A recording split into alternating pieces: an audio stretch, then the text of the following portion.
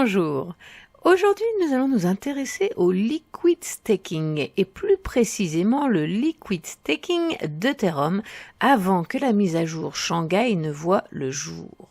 Mais avant, je veux juste vous rappeler que je ne suis pas conseiller financier, je suis juste une fille passionnée depuis 2012 par l'environnement des crypto-monnaies. C'est pourquoi je partage avec vous le résultat de mes recherches, mais il ne s'agit que de ma propre opinion basée sur mes convictions. Voilà.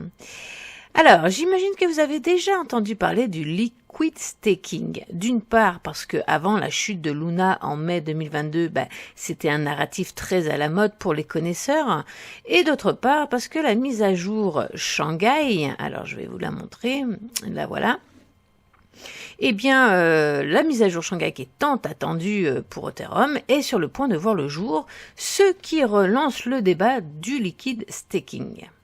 Alors, avant de me lancer dans des explications succinctes et schématisées sur ce qu'est le liquid staking, je vais d'abord vous expliquer ce que la mise à jour Shanghai va permettre et pourquoi il faut monter dans le train maintenant.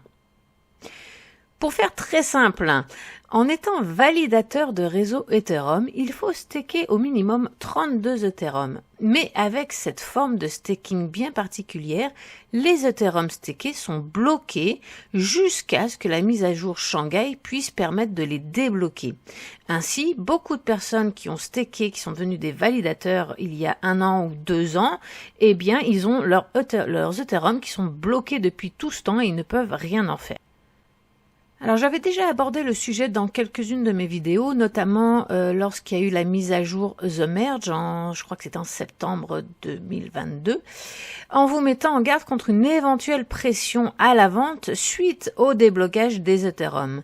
Sauf que finalement The Merge n'a pas du tout permis de pouvoir retirer les Ethereum, donc ils sont toujours bloqués, et c'est donc la mise à jour de Shanghai qui est prévue pour le mois de mars, donc d'ici quelques semaines, un mois, on est le 7 février aujourd'hui, donc vraiment quelques semaines, qui va permettre de les débloquer. Donc cette mise à jour qui doit sortir en mars, s'il n'y a pas de retard, risque de relancer le liquid staking parce que du coup les gens qui ont leur Ethereum bloqué depuis 2 ans et ils n'ont rien pu en faire, alors ils ont gagné des intérêts mais très peu, eh bien ils vont vouloir exploiter ces Ethereum. Donc soit ils vont les vendre, s'ils les ont achetés très bas, c'est possible qu'ils les vendent et que ça mette une petite pression vendeuse temporaire sur l'Ethereum pour récupérer des profits, soit ils peuvent aussi partir dans le liquid staking et je vais vous expliquer en quoi ça consiste.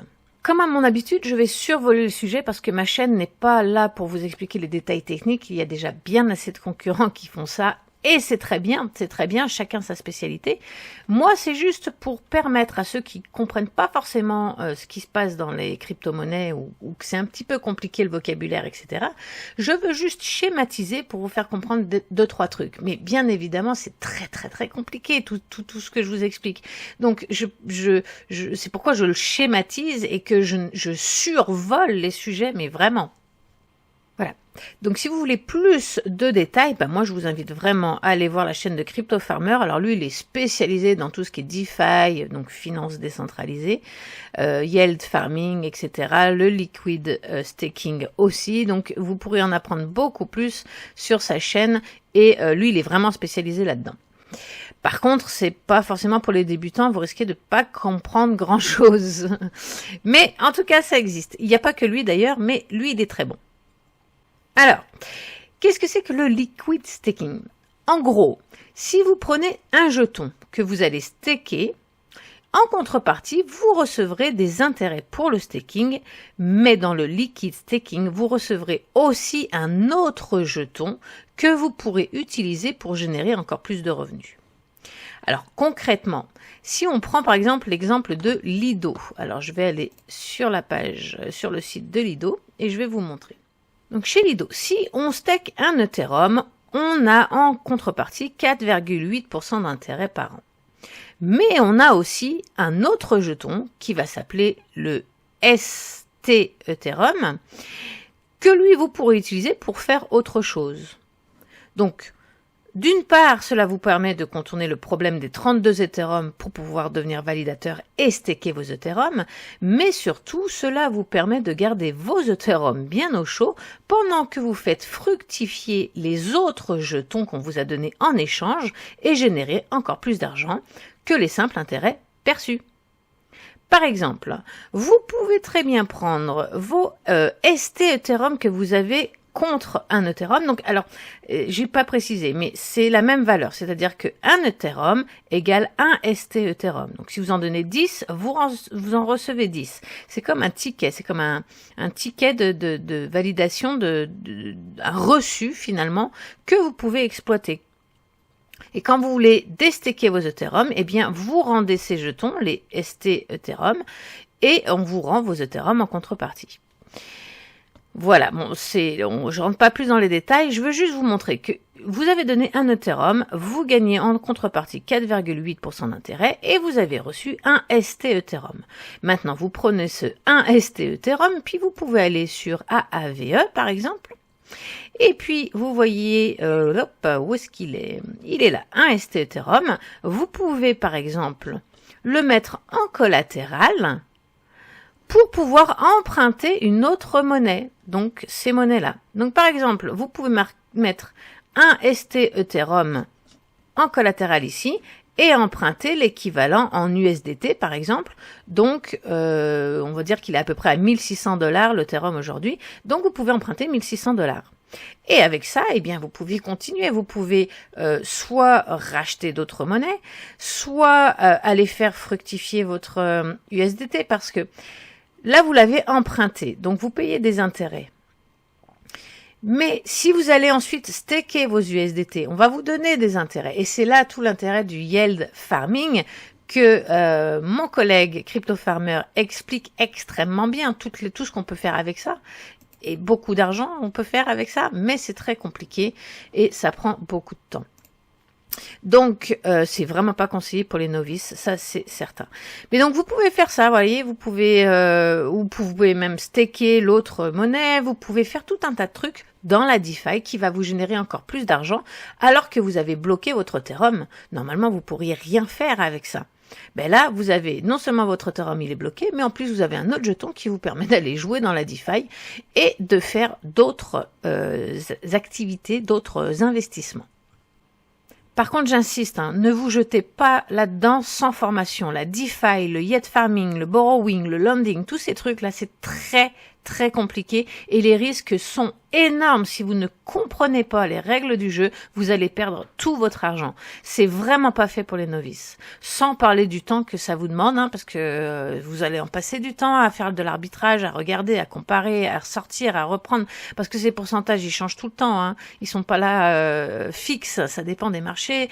En plus, les jetons qu'on vous donne, ils peuvent perdre leur peg. Vous vous rappelez, quand il y a eu le problème de Luna, les stablecoins avaient dépégué, c'est-à-dire qu'ils avaient perdu leur valeur. C'est-à-dire que normalement, un USDT devait être égal à un USD, un dollar américain, et on avait dépégué, c'est-à-dire qu'un USDT était égal à ce moment-là à 0,90 cents de dollars américains. Donc du coup, on avait perdu de la valeur. Donc il faut faire attention à ça. Il y a l'impermanent loss aussi. Bref, il y a tout un tas de dangers qui nous guettent. Mais je suis d'accord avec vous, plus il y a de risques, plus il y a de récompenses, ça va de pair. Mais revenons à nos moutons. Pour résumer, le liquid staking supprime les obstacles du staking Ethereum tout en évitant les problèmes de liquidité et d'immobilité. En termes simples, il permet à n'importe qui, quel que soit son budget finalement, de gagner des récompenses de staking tout en continuant à faire de la DeFi, c'est-à-dire de la finance décentralisée. Alors, pourquoi est-ce que je vous parle de ça aujourd'hui ? Ce type de narratif a explosé au dernier cycle haussier en 2021 avant de s'écraser en 2022, suite aux nombreuses faillites et attaques que le secteur de la DeFi a subies. 2022 en a calmé plus d'un, et je ne parle pas du bear market, je parle bien de la confiance qui a été ébranlée dans ce secteur. Three Arrows Capital, Celsius, Nexo, Swissborg, etc., pour ne citer que, ont bien mis à mal ce secteur.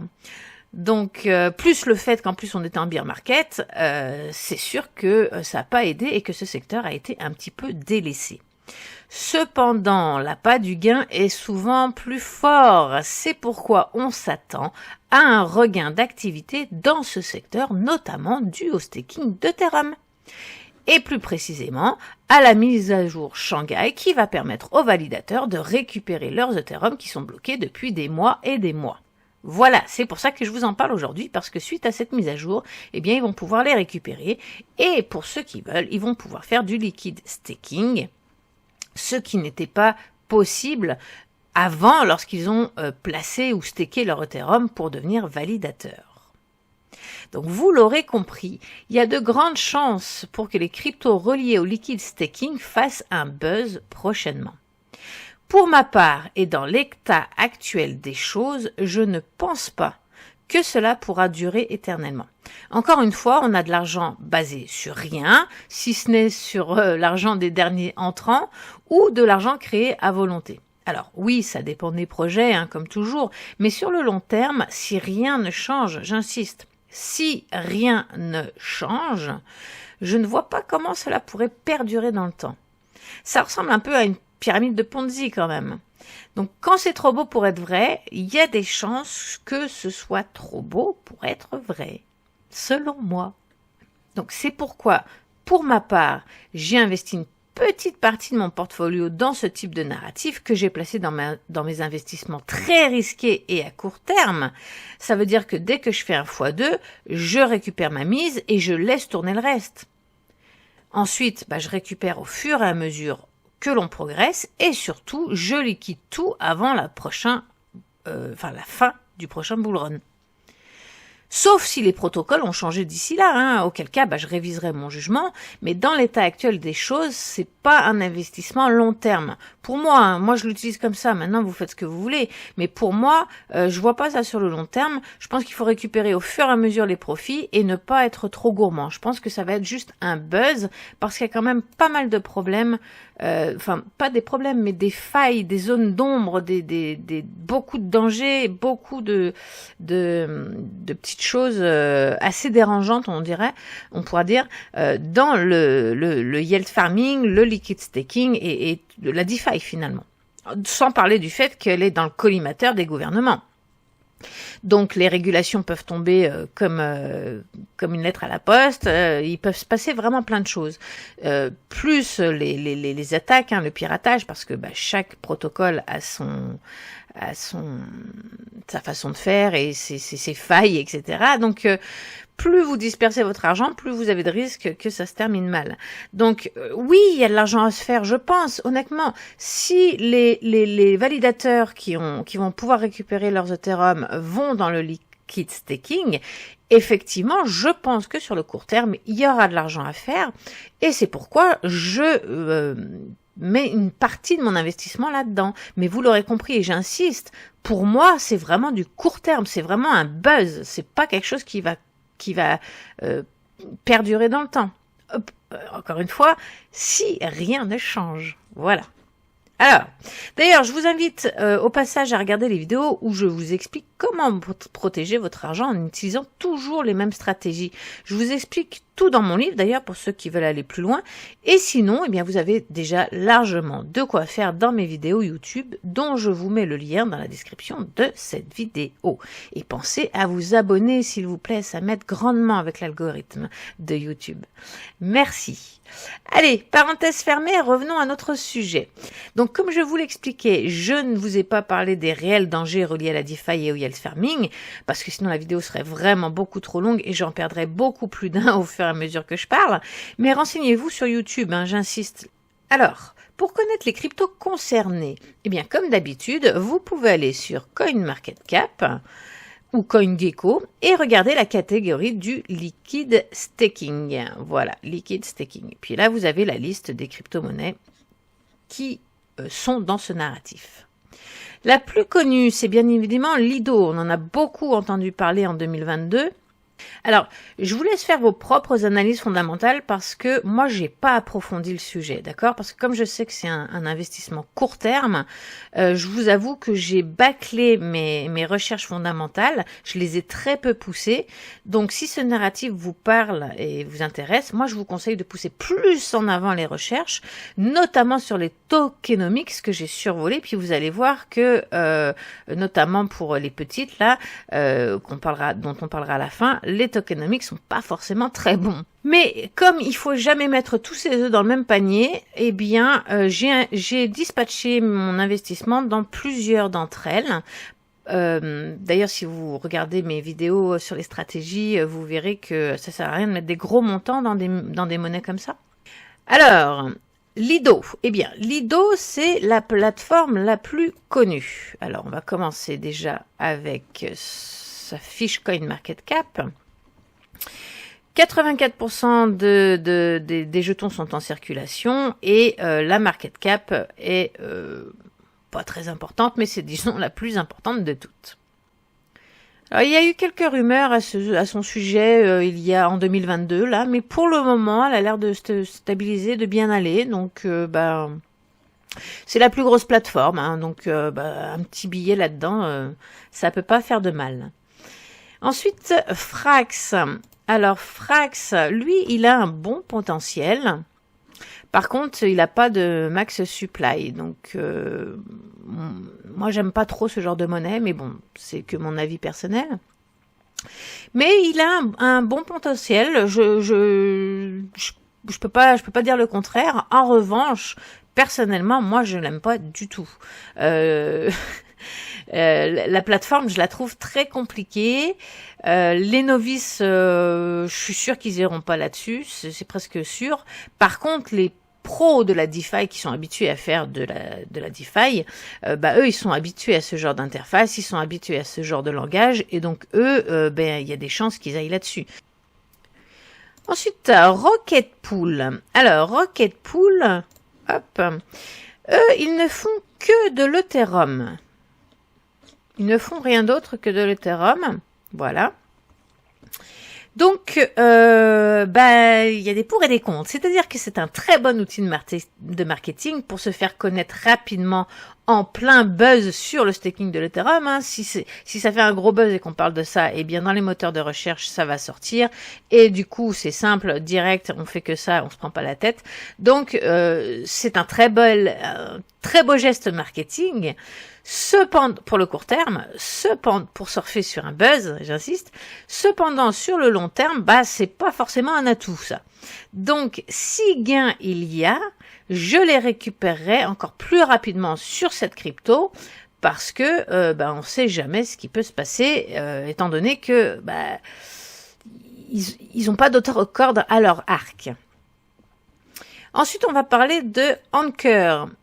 Alors, Anchor, lui, c'est mon préféré, vraiment. Vraiment, et de loin. D'ailleurs, on en avait déjà parlé dans la chaîne du sommet des crypto-monnaies, il me semble, l'année dernière. D'ailleurs, je vous invite à vous abonner aussi à la chaîne du sommet des crypto-monnaies, où plusieurs intervenants avaient parlé un petit peu, et d'ailleurs, il me semble bien que Chantal avait parlé de Anchor, à moins que ça soit dans une autre vidéo, je me rappelle plus, mais bref, c'est un très bel outil aussi que je vous conseille. Et d'ailleurs, à ce propos, le prochain sommet aura lieu à l'automne 2023.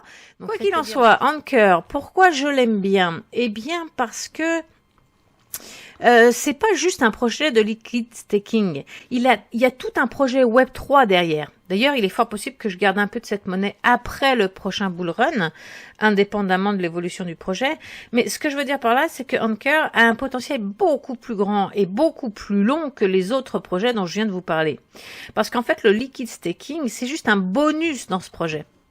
Ensuite, il y a 3 autres petits projets qui pourraient être intéressants, mais ça ne concerne pas Ethereum. Donc, s'il y a un engouement pour le liquid staking avec Ethereum, donc un buzz, peut-être que ces 3 prochaines cryptos pourraient surfer sur la vague, mais cela reste des investissements court terme et très risqués selon moi, à moins, encore une fois, que les protocoles ne changent en cours de route. Alors, je parle de Bitfrost, Steffi et Benki. Alors, on va commencer avec Bitfrost. Ce que j'aime bien chez eux, c'est qu'ils sont sur l'écosystème Polkadot et non pas sur Ethereum. Donc, les frais sont bien moins chers, mais en contrepartie, il y a beaucoup moins de choix. Le market cap est mini de chez mini, c'est un bébé market cap. Et c'est normal puisque seulement 25% des tokens sont en circulation. Donc ça risque de pas mal secouer. Faut bien penser à récupérer des profits au fur et à mesure et avoir la discipline d'attendre une correction pour entrer dans la partie. Parce que ce genre de tokenomics le permet aisément. Et il va y avoir une grande volatilité, de l'inflation, etc. C'est avec des pressions de vente, des pressions d'achat. Parce que du coup, dès que ça va monter un peu, boum, les gens vont récupérer leur argent, ça va passer à la baisse, donc une correction, etc. Donc quand vous avez une petite circulating supply, et en plus de ça, une petite market cap, attendez les corrections avant d'acheter. N'achetez pas au sommet, vous allez perdre votre argent inutilement. C'est quelque chose qui secoue, là. Vraiment. Ensuite, Steffi. Alors, Steffi, c'est la même chose.